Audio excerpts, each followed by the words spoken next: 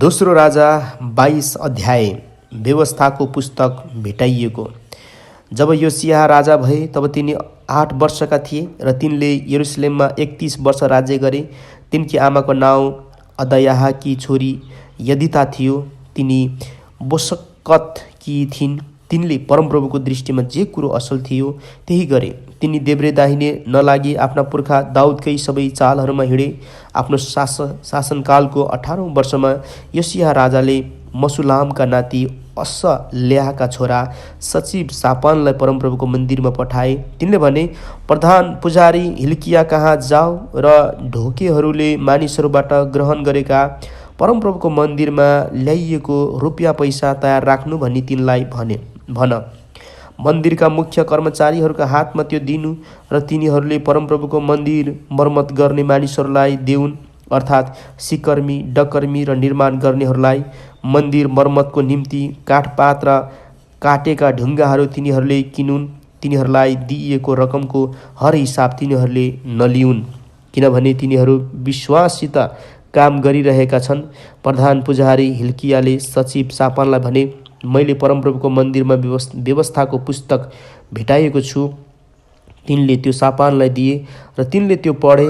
तब सचिव शापान र राजा कहाँ गएर तिनलाई भने, हजुरका अधिकारीहरूले परमप्रभुको मन्दिरमा भएको रकम लिएर मन्दिरमा काम गर्नेहरू र कामको हेरचाह गर्नेहरूलाई दिएका छन्। त्यसपछि सचिव शापानले राजालाई यो सूचना दिए, प्रधान पुजारी हिल्कियाले मलाई एउटा पुस्तक दिएका छन्। अनि शापानले त्यो राजाको सामुन्ने पढेर सुनाए। जब राजाले व्यवस्थाको पुस्तकमा लेखिएका कुरा सुने तब तिनले आफ्ना लुगा च्याते। तिनले पुजारी हिल्किया, शापानका छोरा अहिकाम, मिकायाका छोरा अकबोर, सचिव शापान र राजाका टहलुवा असायाहलाई यो हुकुम गरे, मेरो आफ्नै लागि, प्रजाको लागि र सबै यहुदाको लागि यो फेला पारेको पुस्तकमा के लेखिएको छ भनी गएर परमप्रभुसित सोधपुछ गर।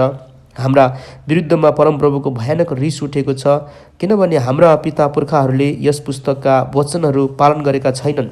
हाम्रा विषयमा त्यहाँ लेखिएका सबै कुरा अनुसार तिनीहरूले व्यवहार गरेका छैनन्। यसैले पुजारी हिल्किया, अहिकाम, अकबोर, शापान र असायाह, राजमहलको लुगाफाटो हेरचाह गर्ने हरहसका नाति तिक्भाका छोरा सल्लुमकी पत्नी अगमबादिनी हुल्दा कहाँ सोधपुछ गर्नलाई गए।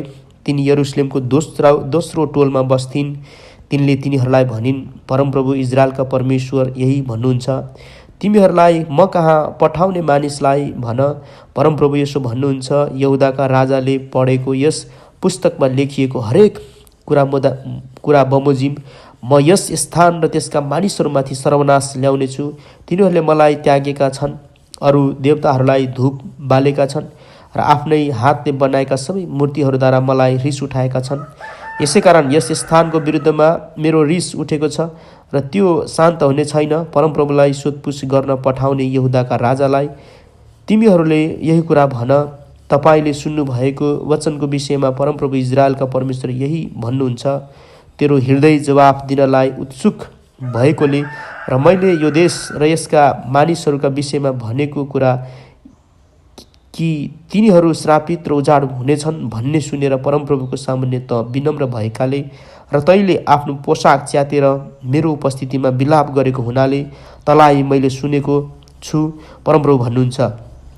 यसै कारण म तँलाई तेरा पितरहरूसित जम्मा गर्नेछु र त शान्तिसित गाडिनेछस्। यस ठाउँमाथि ल्याउने सबै सर्वनाश तेरा आँखाले देख्ने छैनन्। तब तिनीहरूले राजा कहाँ यो जवाफ ल्याए।